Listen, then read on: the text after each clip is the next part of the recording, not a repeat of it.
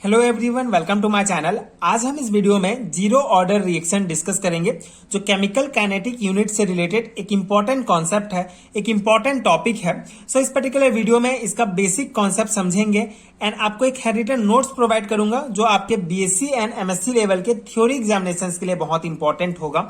So zero order reaction क्या है, अगर इसका बेसिक डेफिनेशन देखें, so if the rate of reaction does not depend upon the concentration of reactant, this reaction are called zero order reactions. ठीक है। So zero order reaction क्या है, किसी भी रिएक्शंस का रेट अगर उसके रिएक्टेंट के कंसंट्रेशन पर डिपेंड नहीं करता है तो उस रिएक्शन को जीरो ऑर्डर रिएक्शन कहा जाता है। ठीक है, ये बेसिक डेफिनेशन आपको ध्यान रखना है।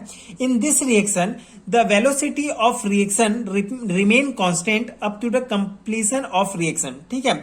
सो इस जीरो ऑर्डर रिएक्शन में जो वेलोसिटी होता है, जो वेग होगा किसी भी रिएक्शन का, ये उसके कंप्लीट होने तक, उस रिएक्शन के कंप्लीट होने तक कांस्टेंट रहता है। And in this reaction the concentration of reactant does not change with time. ठीक है। एंड जीरो ऑर्डर रिएक्शन में जो कंसंट्रेशन होता है किसी भी रिएक्टेंट का, ये टाइम के साथ चेंज नहीं होता है। तो ये कुछ इंपॉर्टेंट पॉइंट्स हैं जो बहुत इंपॉर्टेंट हैं। ठीक है, बहुत सिंपल से पॉइंट है। बेसिक क्या आपको ध्यान रखना है कि जीरो ऑर्डर रिएक्शन ऐसा रिएक्शन जिसका ऑर्डर जीरो होता है एंड किसी भी रिएक्शन में अगर उसका रेट किसी भी रिएक्टेंट के कंसंट्रेशन पर डिपेंड नहीं करता है तो उसी को जीरो ऑर्डर रिएक्शन कहा जाता है। ये बेसिक डेफिनेशन आपको समझना है। ठीक है, याद रखना है। सो in zero order reaction the velocity of reaction is proportional to the zero power of initial concentration of reaction। ठीक है, ये भी एक इंपॉर्टेंट डेफिनेशन है। जीरो ऑर्डर रिएक्शन में जो वेलोसिटी होता है, द वेलोसिटी ऑफ रिएक्शन, ठीक है, किसी भी रिएक्शन का वेलोसिटी जो होता है ये प्रोपोर्शनल होता है zero power of initial concentration of reactant. ठीक है, किसी भी रिएक्टेंट के कंसंट्रेशन, इनिशियल कंसंट्रेशन के पावर के प्रोपोर्शनल होता है उसका वेलोसिटी। ठीक है, तो ये जीरो ऑर्डर रिएक्शन होगा। अब यहाँ पे हम जो है इसका डेरिवेशन डिस्कस करेंगे। सो एक कंसीडर करते हैं एक जीरो ऑर्डर रिएक्शंस। ठीक है, ये ए जो है हमारा रिएक्टेंट है एंड ये बी प्रोडक्ट है। ठीक है, तो एक हम जीरो ऑर्डर रिएक्शन ये जो है इसको कंसीडर करते हैं। ए हमारा रिएक्टेंट एंड बी प्रोडक्ट हो गया। ठीक है, अब यहाँ पे हम डिफरेंशिएशन डिफरेंशिएट जो रेट लॉ होता है उसको लगाते हैं। सो यहाँ पे रिएक्टेंट के केस में हम लेंगे तो यहाँ पे माइनस होगा। ठीक है, डिफरेंशिएट करेंगे, बेसिकली डिफरेंशिएशन रेट लॉ लगाएंगे। सो रिएक्टेंट के जो है पर्सपेक्टिव में कर रहे हैं हम, रिएक्टेंट के केस में कर रहे हैं तो माइनस लगेगा।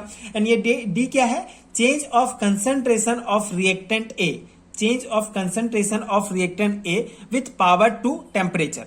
ठीक है, with respect to temperature, sorry. ठीक है, तो ये होगा D concentration A upon D T and ये प्रोपोर्शनल होता है रिएक्टेंट ऑफ पावर। ठीक है, किसी भी रिएक्टेंट के कंसंट्रेशन का ये प्रोपोर्शनल होता है। ठीक है, जैसे हमने इस डेफिनेशन में देखा।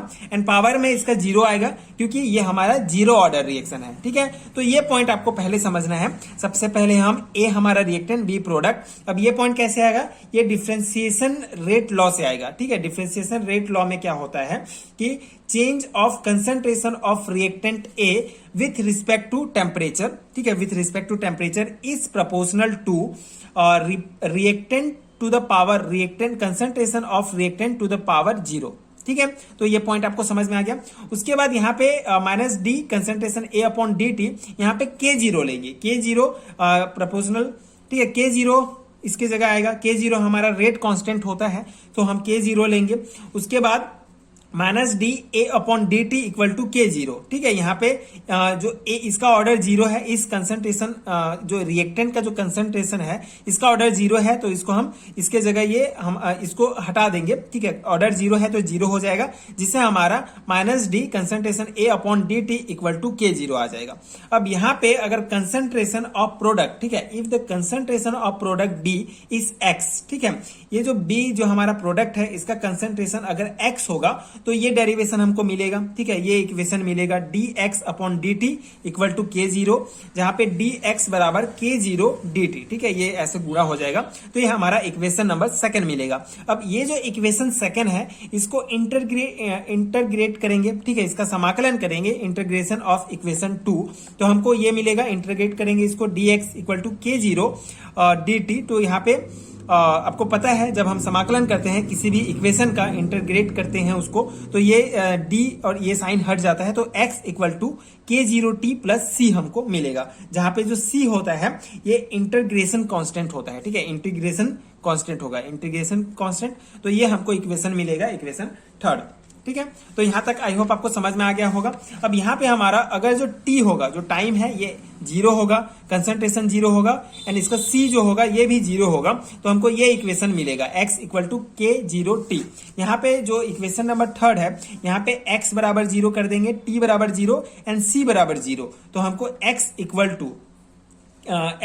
To k0t। सबसे पहले c बराबर 0 को हटाएंगे।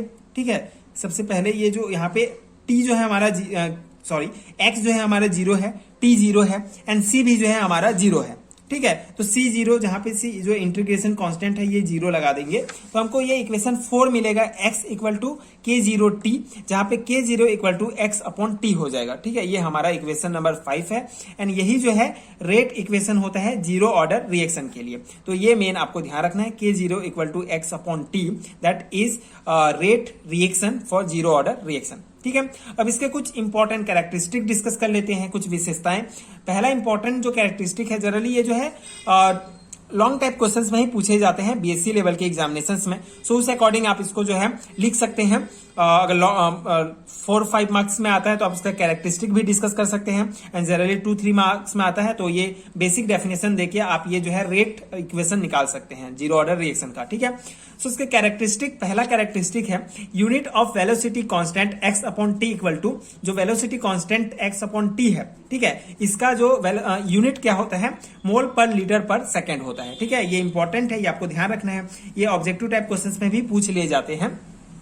सेकेंड जो इसका कैरेक्टरिस्टिक है, that is concentration of product is proportional to time. ठीक है, जो प्रोडक्ट का कंसंट्रेशन होता है ये टाइम के प्रोपोर्शनल होता है। If a plot is draw between x and t, ठीक है, कंसंट्रेशन एंड t के बीच अगर हम एक प्लॉट खींचते हैं, ग्राफ खींचते हैं, तो हमको एक स्ट्रेट लाइन प्राप्त होता है, will be obtain which will be pass through origin plot. ठीक है, पॉइंट, ओरिजिन पॉइंट। ओके, सो यहाँ पे ये देख सकते हैं, ये इस पॉइंट का ये है change of x with time. ठीक है, change of concentration with time. So ये टाइम एंड x के बीच अगर हम ये खींचते हैं ग्राफ, तो हमको एक सीधा स्ट्रेट लाइन प्राप्त होता है, जो कि कहां से पास होता है, which will be pass through origin point. ठीक है, ओरिजिन पॉइंट। ओके, तीसरा half life is proportional to initial concentration. तीसरा जो कैरेक्टरिस्टिक है, that is half life is proportional to initial concentration. So k0 equal to xt हमारा rate equation zero order reactions का।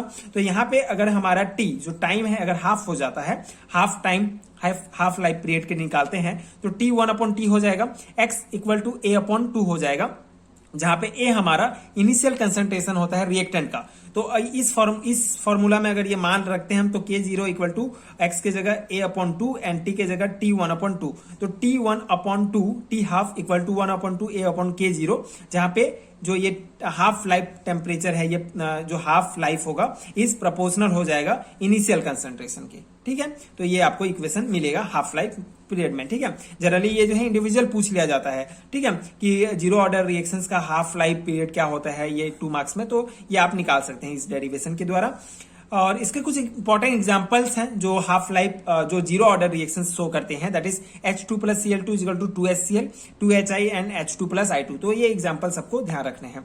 सो ये notes मैंने आपको generally जो है बीएससी एंड एमएससी लेवल के थ्योरी एग्जामिनेशन के लिए प्रोवाइड किए हैं, उस अकॉर्डिंग ये बहुत इंपॉर्टेंट नोट्स है, आप इसको डायरेक्टली अपने थ्योरी एग्जामिनेशन में अप्लाई कर सकते हैं।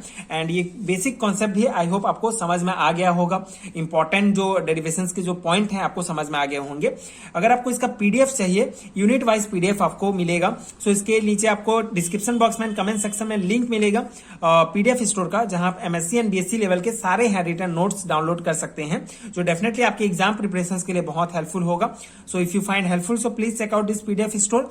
एंड अगर वीडियो हेल्पफुल है आगे के वीडियोस देखने के लिए, प्लीज चैनल के साथ जुड़े रहिए, प्लीज सपोर्ट कीजिए, like and subscribe to my channel, and thank you so much for watching.